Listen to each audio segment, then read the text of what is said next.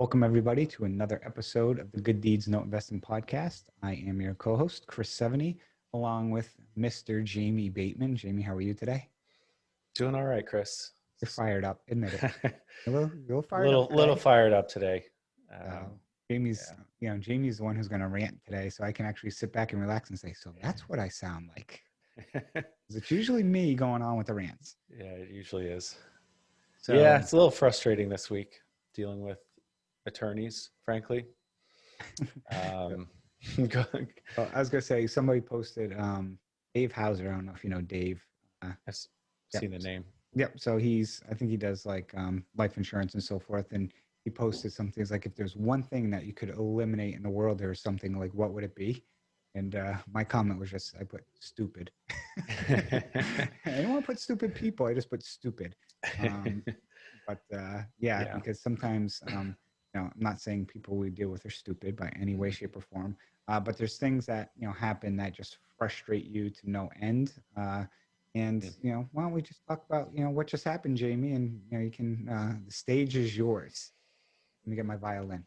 Yeah, so my trials and tribulations of the week. I've had some frustrations with a couple different attorneys and their staff, I guess. So, it's one of those things where if they were only working on my files and my deals, they would be pretty close to perfect. But the fact is they're running a business as well, so things get lost. So, so I've got a Florida deal that I'm foreclosing on, and we should have been able to file the suit as of early February.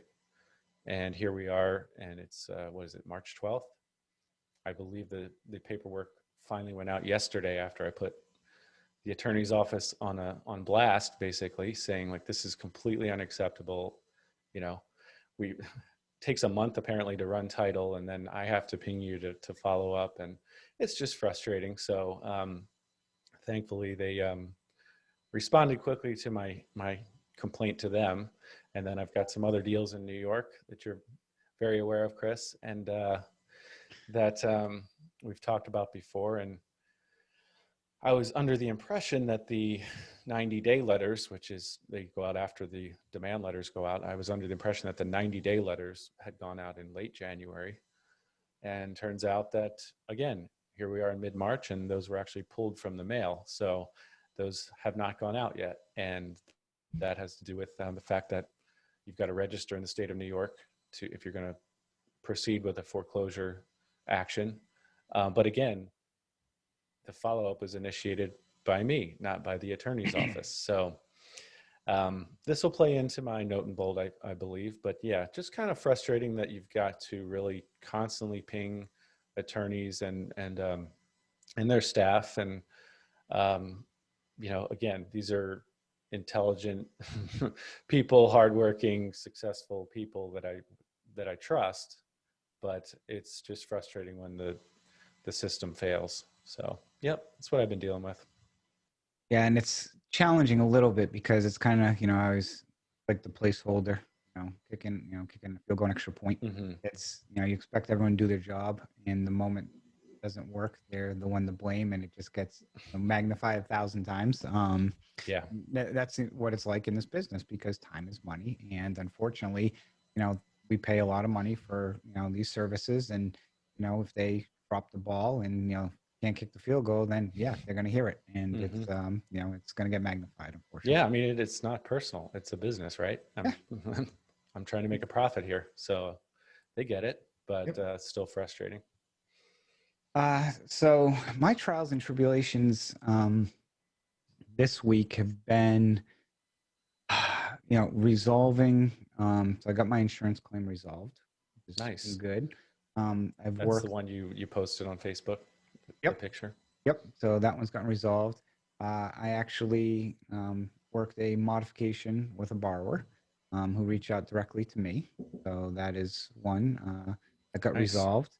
I got 2 other modifications in the works right now that my Pennsylvania attorney is handling as well. So those are good.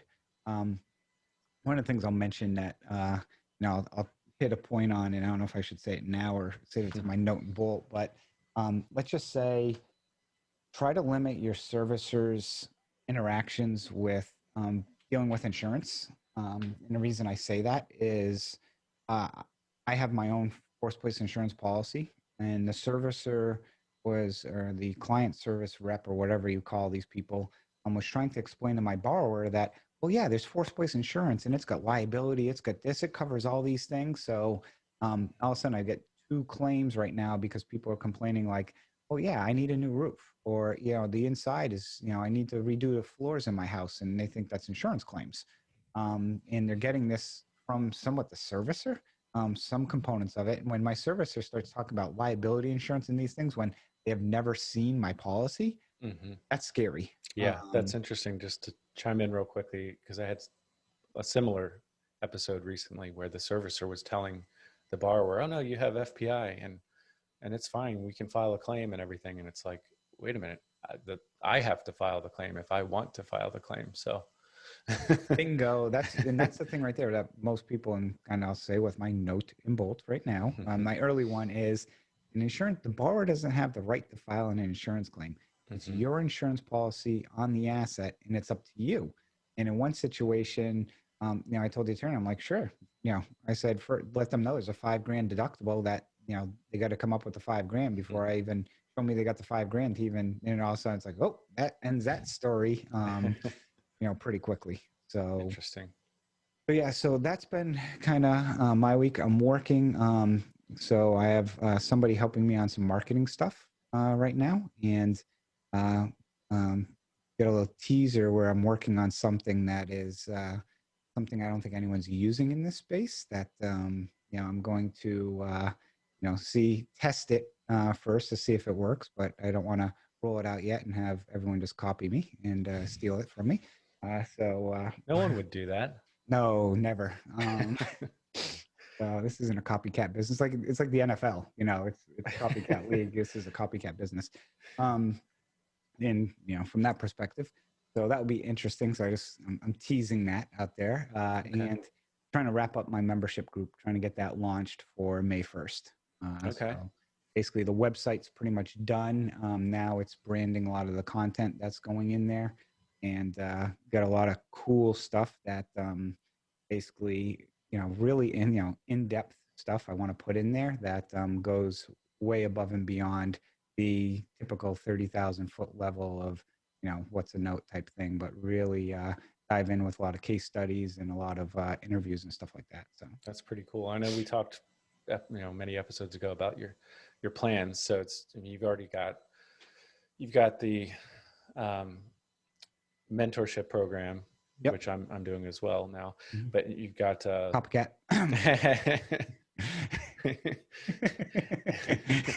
And I can't deny it. So, but you also got, as part of that, you do some asset management if people want to have you manage their assets. And then the membership side. I got some coming. Actually, I talked to a guy yesterday, and we've been working on these 3 loans, and he got the collateral on them and is sending those my way. So nice. Yep, got that working too. So, and then, so the membership site is a totally separate thing, but then you're going to put together a training program inside of that at some point, most likely, right? Yes, that is probably, it was originally a 2021 goal, but the way things are looking, it's probably going to be 2022. But again, that's going to be something completely separate for, I may actually now do some other stuff in advance of that. But and that's the stuff that people know about. I've got all this other stuff that nobody knows about I'm working on too. Well, I'm just trying to, because you've always got 27 things brewing, but, just trying to, distill it down for the listener. Yeah. So one thing I want to mention is, I started doing clubhouses on Sundays, Sunday evenings. And we started a new club called Mortgage Note Investing. But one of the things, and Jamie, for you and some of these other investors, as part of having the club that I started, I'd like to have other speakers, host something on whether it's a weekly or monthly basis. So I talked to like Cody Cox, said, hey, do you want to have something like once a month or once a week, you come on and have, basically coffee with Cody or, something like that, and talk about different things or topics, because I'm sure people get sick of hearing me talk all the time. And also it's good to get other people's opinions and other things, on there. So if there's investors out there who are interested, feel free to, reach out to, myself, or Jamie or whatnot, because I like to try and set something up on there where people just have some periodic conversations. So it's another avenue, and kind of goes back to my whole co-elevation thing about trying to get everyone. If you, me, and 5 other people have something, we each bring in a certain segment of people. It helps all of us, to be, better known in the space. Definitely. And you've been doing those at 6:30 on Sundays? Yep. Eastern? Eastern. Gotcha. Yep. So, Okay, cool. cool. Okay. So our main topic of the day is, drumroll, Jamie. Five key decisions for new note investors.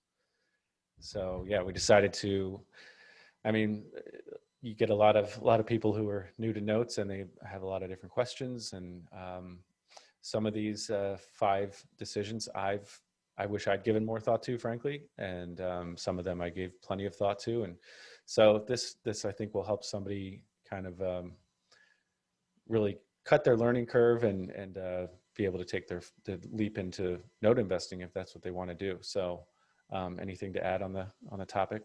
No, it's a very good topic that people have to think about. Can I just do number one? Because I'm probably going to use the biggest word I'm going to use all month, and I don't even know if it's a word or not, but Go for it. Passivity. I Is think it a it's word? Yeah. Okay. Yeah.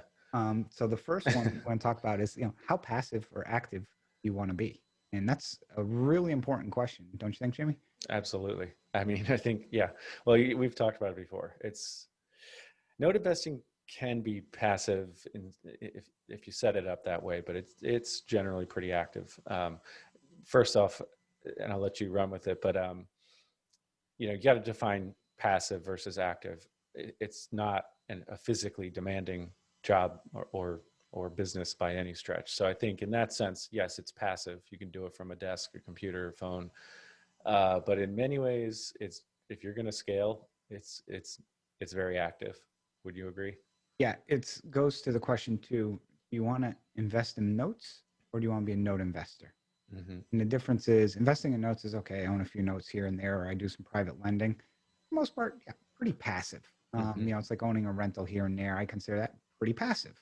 Yeah. But if you want to be a note investor where you build a portfolio, furthest thing from passive. It is active. Yeah, and we'll get on some other subtopics or other questions which play into that as well. Yeah, and for myself, I've got my self-directed IRA. My wife has one as well, and that's pretty passive. I mean, I buy strong performing notes or partials, and I'll check the balance, check payments, but other than that, I'm not really doing a whole lot. So that I think if I only did that, I could call myself a note investor, and it wouldn't be very active. But as you know, it's most of my time is not spent on that. Yeah, and most of us chase the bigger returns. And to chase Right. bigger returns, you got to do non-performing. And kind of just like you started with your trials and tribulations, you need to be active and constantly checking on things and managing them.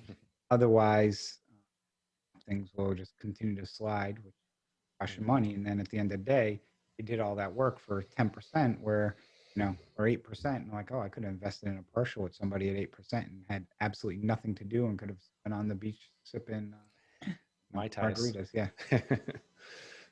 What is your drink of choice, Chris? Well, I actually quit drinking 2 years ago, or I don't even know. It may have been 2 years ago, or it'll be 2 years in April. Actually, I quit drinking. It's So I good. technically don't have a drink of choice. When I did have a drink of choice, it Mm-hmm. was beer. Okay. And I could digress, but Treehouse Brewing up in Massachusetts, Okay. very well-known company now. I went to high school with those guys. They have really good beer. Massachusetts, that whole area has really good. The Northeast for Yeah. microbrews and stuff. Yeah, people wait 3 hours to buy their beer on Saturday. New England IPAs.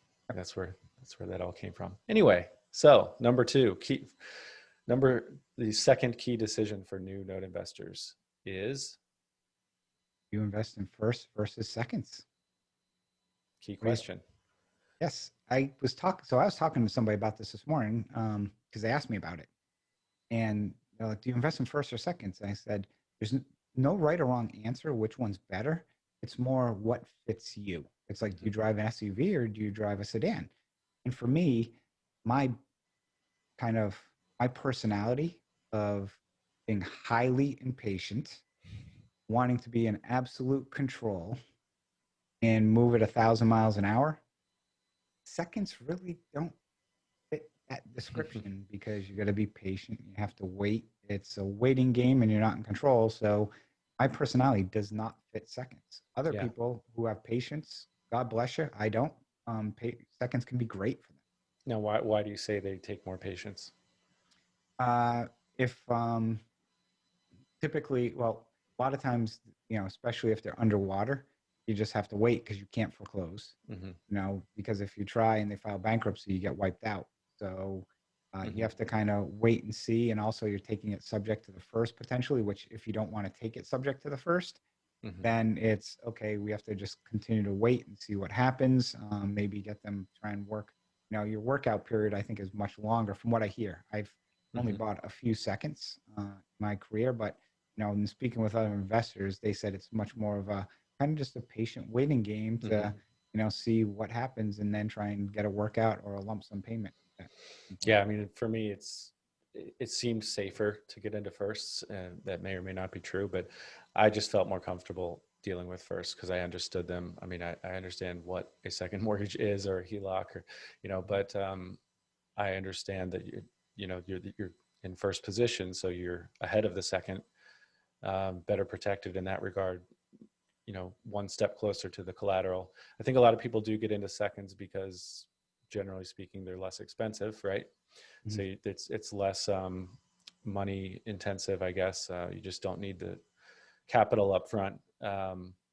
So I think it's one reason people get into uh, CFDs, which we'll talk about later. But I do think that's the appeal of seconds. You can get generally, I think, higher return, or at least that seems to be the case as far as people who invest in seconds. Um, but you got to be patient. You're also focused more on the borrower a little bit. I think personally, we've started to focus more on the borrower than we did maybe a couple years ago, given the pandemic and the unemployment issues. But I think the general rule of thumb is with first you're looking at the property more than the borrower, and with seconds you're looking at the credit and pay history of the borrower, their employment situation, and that kind of thing. So both can be. And another thing I'll point out too is there are just a lot more firsts out there. So yes, there are more first investors, but there's a lot more deal flow. So seconds are really a niche within this niche, I'd say. One thing I just want to kind of comment on that, and I actually didn't mention it in my trials and tribulations, but I just closed on over 30 assets at a first position notes. And the average price basically on these was about 5 grand, the average Wow. acquisition price. And part of it, people think, well, and on seconds, you're buying a second at 5 grand. It may have a balance of, call it 30, 40,000, maybe getting at 15 cents on the dollar. These may have balances of 15 to 20. And it's like, okay, there's not enough skin in the game for me. And it's like, well, the total UPB I think was close to 800,000. So I'm getting them for 20 cents on the dollar. Wow.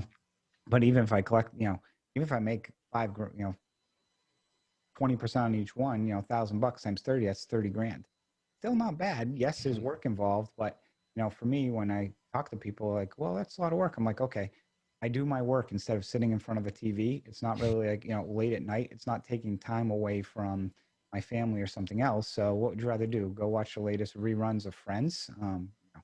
45, so it pops in my head because I don't Right. watch TV. Um, go watch reruns of that, or try and work on some notes. For Mhm. me, I'm a numbers guy and I just like research. Do my Yeah. work. No. So what you're saying, you can get first at the same similar price point as Yeah, seconds. Yeah. exactly. Gotcha. Um, okay. Yeah. So we're both more comfortable with There you go. firsts. Number Number, three, Jamie, is what states are you going to invest in? I'll just say, for me, this is something I didn't give enough, research to, I guess, initially. And I don't mean that like it was a big mistake, but I underestimated the importance of this question, I think, initially, because everything varies so much by state with this business. So I tell new note investors, pick 3 to 5 states that you're comfortable investing in. Um, Of course, it depends on your background, your experience, all that stuff. Some people only want to invest in the state that they live in. They want to be able to drive by it. That's fine. But if you're limiting yourself to one state and you live in California and you want to invest in first and you've got 20 grand, good luck. Good luck. So I think you do need to open it up a little bit, to have maybe, like I said, 3 to 5, a handful of states that you're willing to invest in. But if you get up to 10, 12 states right out of the gate, I don't know that that's smart either, because you're spreading yourself too thin. You may not have boots on the ground, attorneys, your team in place, all that stuff. So it's definitely something to research and understand the laws and, you know, judicial versus non-judicial, all that stuff. It's pretty important. Have you ever gone deer hunting? No, but I want to. Okay. So I used to go hunting when I was in high school and stuff. And a buddy of mine used to always use buckshot. I used to Mm-hmm. use slugs. And the difference is a slug is one bullet. Buckshot is little Mm-hmm. BBs that spread everywhere. And I was always a big fan of, you can't shoot for shit. So that's why I use buckshot and I use the slug. Note investing, you want to use the slug. Unfortunately, I used the buckshot, so I just shot over the whole map of the United States, and wherever it sprayed, I was buying stuff. Not what I recommend. Hasn't done well for. I mean, it's done well for me, but no, you're right, because I talked to some people. Like last night, I was thinking actually now. I was working with some of our mentoring, and they mentioned it's taking them like an hour to review every asset that they're looking at, and I'm working with them to get that down to no more than 20 minutes. But also, they're looking in many different states, and that was part of, I think, the problem. Now that you mentioned that, I'm like, well, now probably should have that person also maybe target less specific states. And I know they're looking at non-judicial, but still, there's a lot of non-judicial states. So, maybe just having them target a little more focused, and I'll have that conversation with them. And so forth, because that could be an option. But yeah, you definitely want to know what states you're going to invest in. And then the second part to that is research the states. Mm-hmm. Research the states, call an attorney and say, hey, can you just spend a half hour. Maybe it does cost you $100, but it's going to be the best $100 that you learn, Spent, yeah, that you spend, because you'll understand that process and what it takes and some of the gotchas that people yeah, run through. definitely. Yeah. I mean, and I mean, I think most of us tend to start out in the Midwest, Mhm. maybe Southeast, but the price points are lower than the coasts, and generally speaking, the laws are somewhat friendly to investors. Mhm. You can, I still haven't bought in Ohio, but so you can speak to that. But You you're want to? I got some for you. Michigan, Indiana, Missouri. That's kind of where I started out. I've got a lot in Michigan still, but I've kind of gravitated more to Georgia. But yeah, I think it's just a key question. A lot of people won't touch New York because the foreclosure process is very long and expensive, and and your attorney drops the ball. Wait, what? Well, by the way, if you want one in Ohio, I have a client managed loan in Ohio, which is performing, but unfortunately, I still get charged client managed, even though it's performing because I never switched it back. We'll, So we'll save that rant for another day. yeah, I'll say that one for another. Okay, so number 4, Amy.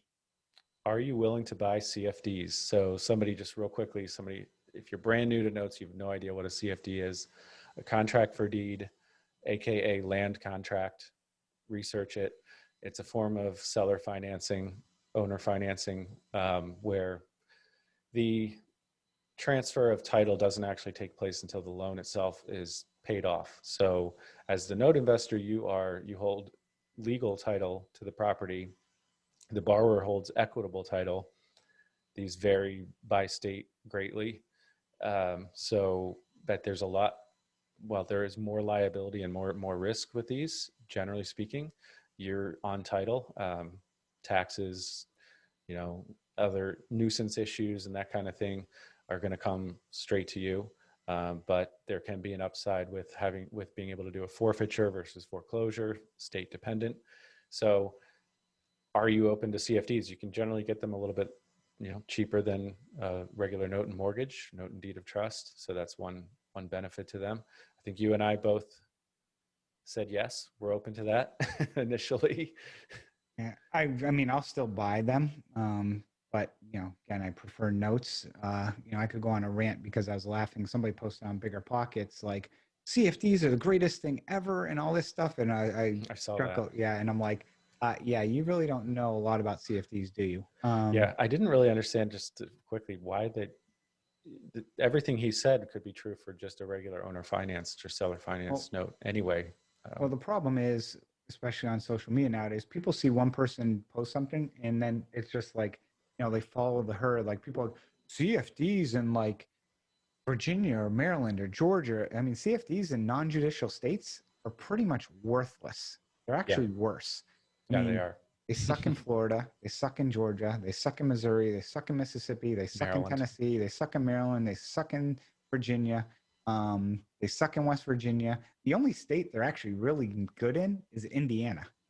Michigan. Michigan, yes. Ohio, if they're less than 5 years, yes. Other than that, Yeah, no. Missouri, there's no real benefit, I don't think, right? Yeah, can't do them in Texas. Oklahoma, no, they'll go Hmm. foreclosed. So, I rant all those states off because you still, I mean, the foreclosure or the process basically is the same, and all you're doing is adding risk. I So mean, that's why I rant. they do generally trade a little bit lower in price, so you may be able to get a higher yield on a CFD versus a note, but But when you go to sell it, you're selling it, right, so unless you true, convert it. right. So yeah, I mean, it's just something to think about. Do you want to take on that? If you're putting forced place insurance, it's going to cost you more because you should be adding liability.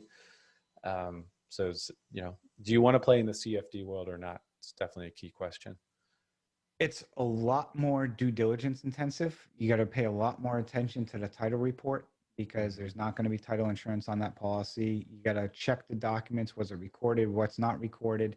There's a lot more work involved with the risk Mm-hmm. involved with the CFD and the collateral than there is typically a Yeah, traditional. if you want to learn due diligence, get into CFDs. But yeah, I mean, we've been converting a lot of ours over to notes and mortgages. So, um, Cool. what's number 5? Number 5 is, do you do performers or non-performers? Yep.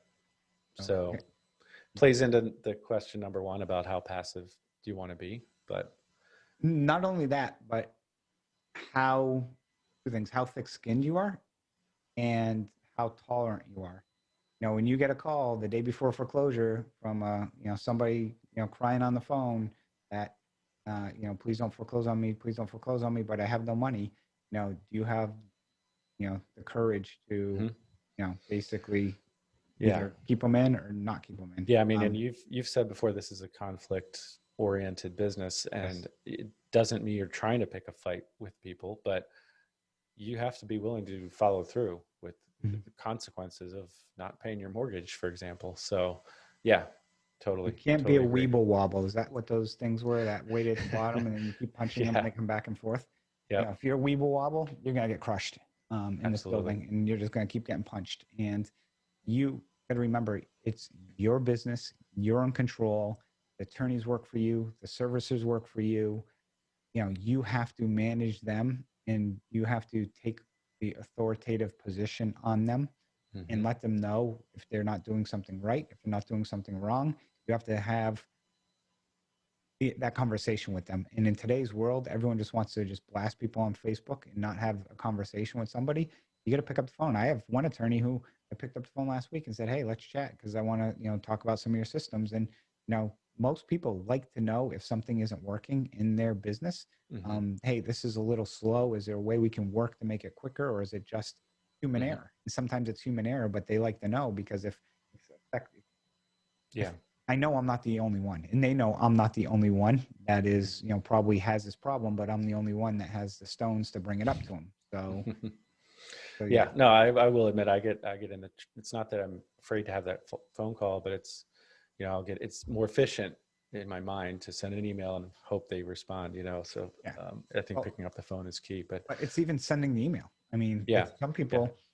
I know an investor who, people have let stuff go to tax sale because they just were like, well, I didn't want to deal with it, or I wasn't sure this, or and it's hmm like, you know, yeah, and I do have more to talk about with number 5. But I thought about this. We can talk about this on another episode. But there were all these. I have a note that I bought in Jackson, Mississippi, one of the first notes I bought, and we ended up reworking it and amortizing it. But there were many investors who lost their shirts because they were too passive. They were just not willing to take ownership of the deal.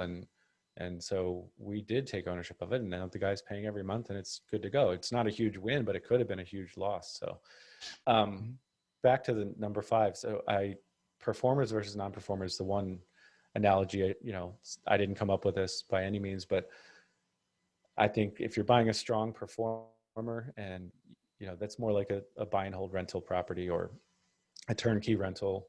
Obviously, there are some key differences between notes and rental properties, but it's more of a cash flow play. There's not a lot of opportunity to add value. So if you're coming from the hard real estate world and you're new to notes, I think you can kind of equate a performing note to a rental property where you might make a couple $100 a month, but that's probably it. So it's kind of boring. And then non-performers is more like a fix and flip. You're buying it at a greater discount, and you're able to add value to that asset, whether that's exiting through a loan mod or foreclosure or deed in lieu, and then ideally sell that in 6 to 18 months for a profit. So we buy both. I know you do too, Chris. And I think that's a good way to go. I think you should buy some performers to keep the lights on, if you will. So any thoughts on that?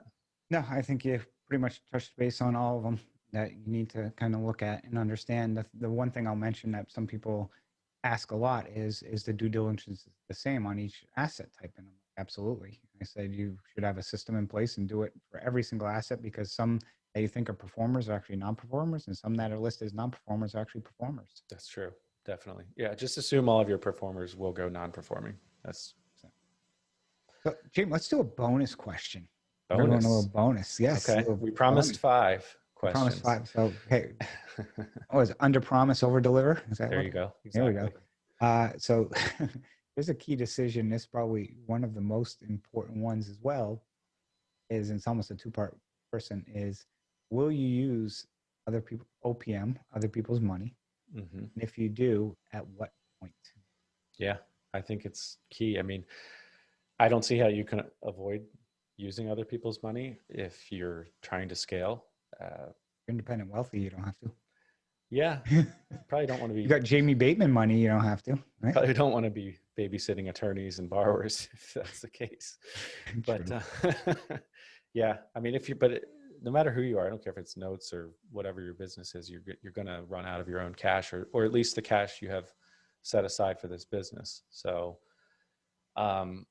I don't think you should be using other people's money until you have some type of track record. Maybe you can say you've been in the business for 10 years. I'm just kidding. But no, I think you need to have worked your own deals first, and show it. I mean, I don't know about you, but I don't want to throw money at somebody, give them money, and unless they have a bit of a track record of having done some successful deals on their own. So like 2 deals. Right. Exactly. So, yeah. What are your thoughts? When is it appropriate to take other people's money for your business? And I say take, I mean not to take and run away with, but take and bring on investment part. Right. It's like you mentioned, you need a track record. You need to have been through some assets, and you have to really, truly feel comfortable. You can't make the decision based on, I used all my money, now I need to go get other people's. Mm-hmm. It's at a point where I feel comfortable that I know what I'm doing, where I've used my money, that I'd be comfortable bringing on an investor as well. Mm-hmm. And that's really, for some people, it could be 7 to 10 deals. Other people, it might be 20 deals. Mm-hmm. I don't think personally, after, 2, 3 deals, you're in a position where, you have the experience that you should probably take on, OPM. It's just my personal opinion. One thing I'll add too is, and I haven't really done this myself, but some people get into brokering notes, and certainly check the licensing requirements for that. But I mean, I equate that to wholesaling on the hard real estate side, where, that is a way, if you don't have a lot of capital, but you want to be a note investor, that is something to look into to be able to generate some cash in the short term and put that toward buying your own assets, and then you can develop your track record from there. Yep. We I'm can have not another time. recommending it. Well, I'm I was gonna just say we can have a whole nother conversation because brokering notes, like people think that, oh, I note investing, I'm just gonna start brokering notes. It mhm, doesn't work. This isn't like real estate where you can find a lead and just broker it. You need to understand the business and understand what the right. pricing expectation is on that asset. Yeah.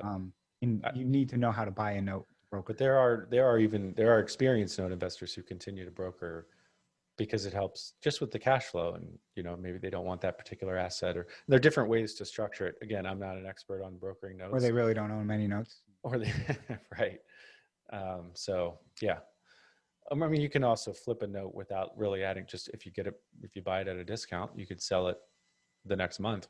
It's not really a brokering Yeah. per se, but there are ways to generate cash, of your own to be able to put into your own note investing business so that you can develop a track record so that you can down the road take other people's money. That's all. Yeah, and one of the things that I've mentioned to people is when they were looking at this is, one way is if you have somebody and you want to take on less risk, have a strong performer, buy a strong performer, sell a partial. So if you buy it at 12%, you sell somebody a partial at 8 or 9%, you're arbitraging some of that money.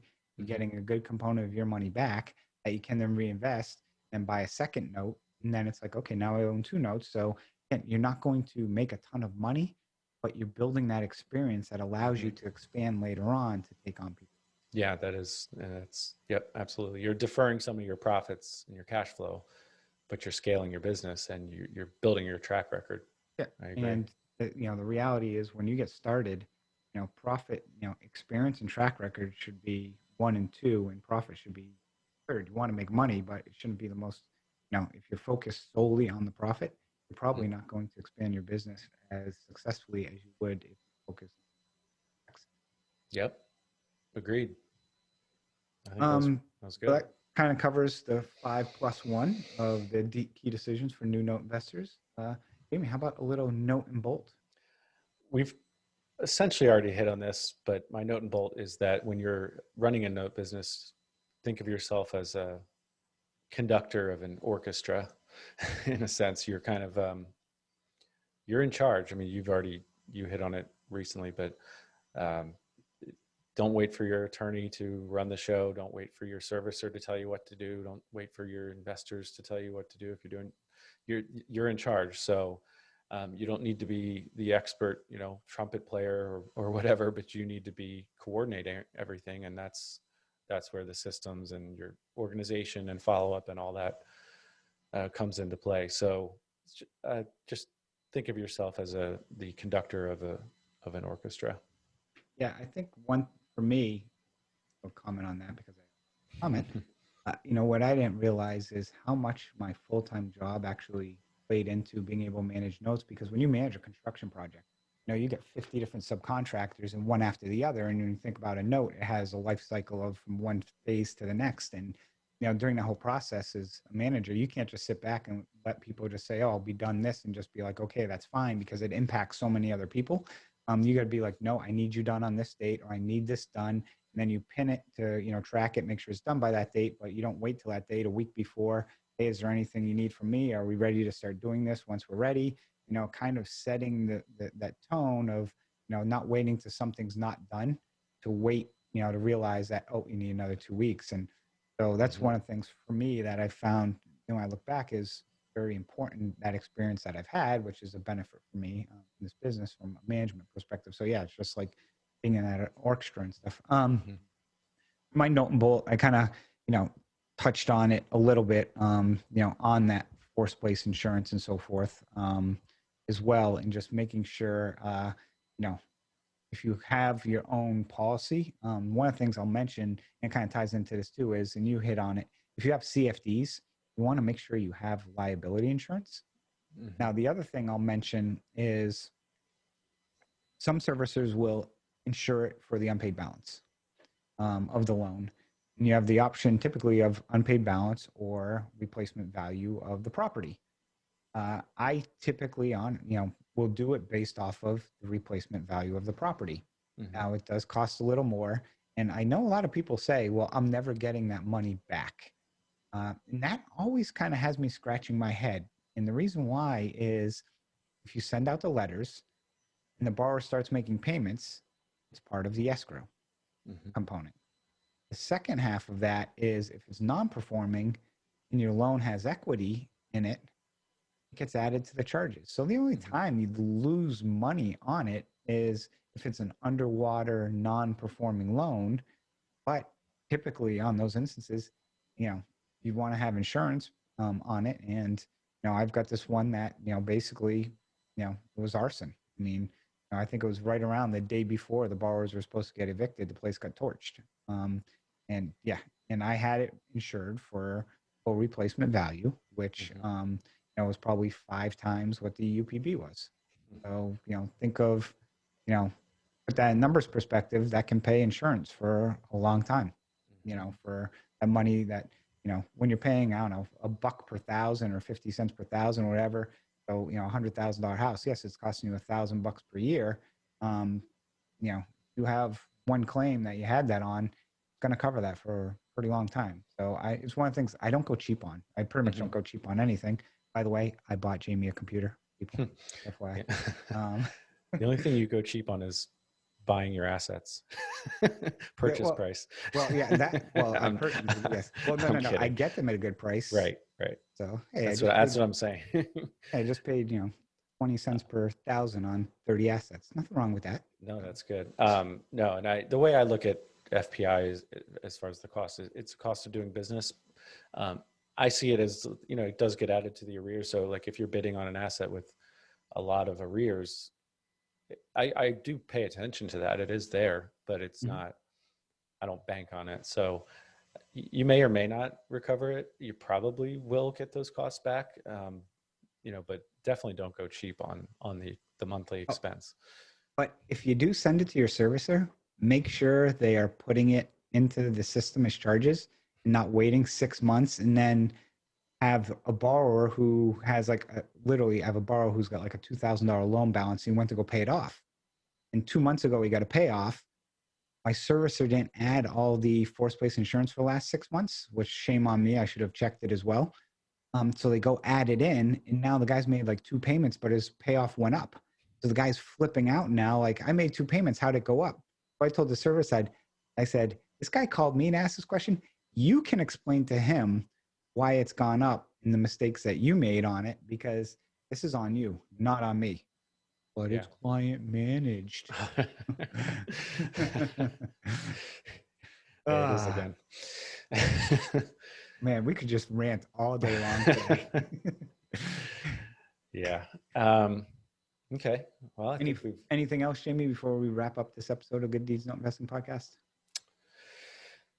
I think people enjoy the fact that we tell it like it is. I mean, I don't want people to get too discouraged. Note investing is a great niche, but there are a lot of moving parts, and there's like any other asset class or any other business. There's pros and cons to it. So, I hope we add value each week.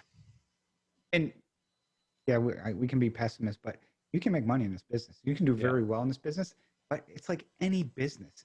It takes a lot of work. If anyone's out Hmm. there who's ever owned a business, it's not all, rainbows and unicorns like some of these gurus tell you.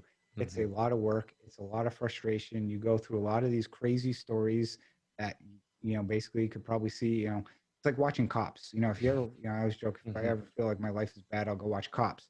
Noting non-performing note investing is like an episode of Cops. Um, Yeah. which I don't think Cops is on I anymore. don't know. I'm not sure. Um, but that's all I've got. And for people who have listened, we would greatly appreciate it if you could go on iTunes, leave us a review as well. We're on Stitcher, Google Play, Amazon, any of those listening stations.